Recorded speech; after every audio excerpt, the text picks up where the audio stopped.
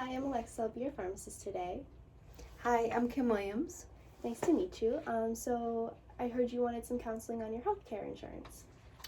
Yes, I'd like some clarification on the basics of my health insurance plan. Okay, perfect. So I've printed up your plan details here. Okay. So the first thing I want to talk about is your premium. Mm-hmm. So your premium is going to be the cost you pay every month to be covered by that insurance plan. Next here is your deductible. That is going to be the price you pay before your insurance plan starts to cover any of the services that you need. Next, you'll have co-payments for each of the services.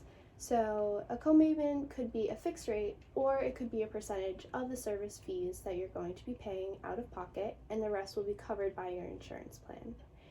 Do you have any questions on those three? No, I don't think so. Okay, perfect.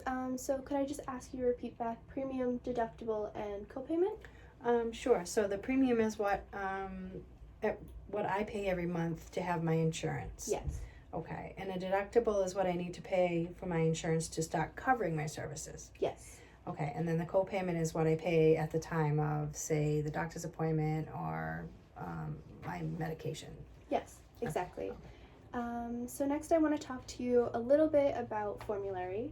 So the formulary, every health insurance plan has one. It's going to be a list of medications that is covered by your insurance company and your insurance plan specifically. Non-formulary drugs are going to cost a lot more for out-of-pocket users because it's not on the formulary, it's not covered. So based upon that formulary, we have your drug tiering. As you can see here, one of your drug medications is a tier 1. So that's just going to mean it's a preferred generic, so it's going to cost a lot less. Drug tiering is just a way that your health insurance categorizes and lists off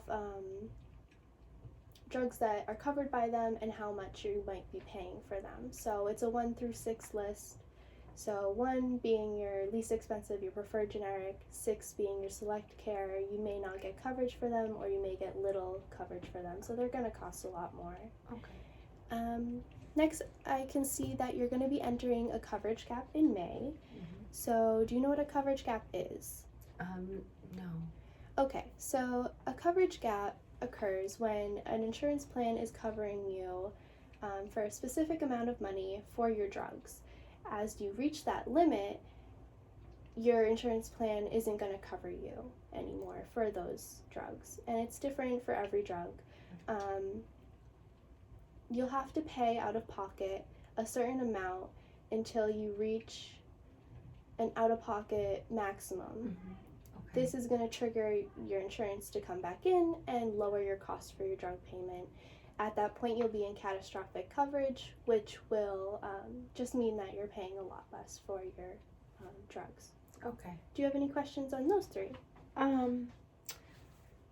No, I understand what you're saying, but could you actually explain to me star ratings? Yeah, so it says here that your plan has a 3.5 star rating. Mm-hmm. This just means it's out of 1 through 5, so it's going to be your quality of your plan. So the Centers for Medicare and Medicaid have come up with this system where they rate plans from 1 to 5. Mm-hmm. These are all based on patient experiences. So they just ask for feedback from their patients who are covered by those plans and see if they have a good experience or a bad experience, and for them to rate it, and then they take the average of those ratings and they provide them for new patients who may be looking into that certain plan. Okay. Is there anything else that I need to go over with you? No, I think that that actually explains it. Okay, you don't have any other questions on those? No, I think you've answered them all. Okay, perfect. Last thing I want to cover with you is brand name versus generic name drugs. So your generic name drugs are the same exact thing as your brand name drug counterpart. They're the same therapeutic equivalent and the same bioequivalent. These just mean they have the same strength, the same dosage, the same route of administration. So you're going to be using them in the exact same way. They're going to have the same effects on you, and they may also have the same side effects. So just watch out for those, and if you have any questions on those, call in. The only difference between brand name and generic name is they may use a little bit different inactive ingredients within their formula. The packaging may differ, the drug may appear a little bit different, but overall they're the exact same thing. They're going to do the exact same thing, and they're just going to cost you a little bit less. The reason behind that is brand names go through a lot of expenses when they're starting to create a new drug. So they have to pay for a patent, they have to pay for marketing, they have to pay for promotion, they have to pay for research. All those expenses mark the drug a lot more costly on the patients. Generic comes into play as the patent is expiring, so manufacturers will ask for the approval of the FDA to make the same drug as a generic name. This is going to cost them a lot less to make it, so the drug is going to be a lot less costly to you. Oh, okay. Do you have any other questions? No, I think you answered them all. I really appreciate you going over everything with me today. Thank you. Okay. No, perfect. If you have any more questions, my name is Alexis. You can reach the pharmacy here.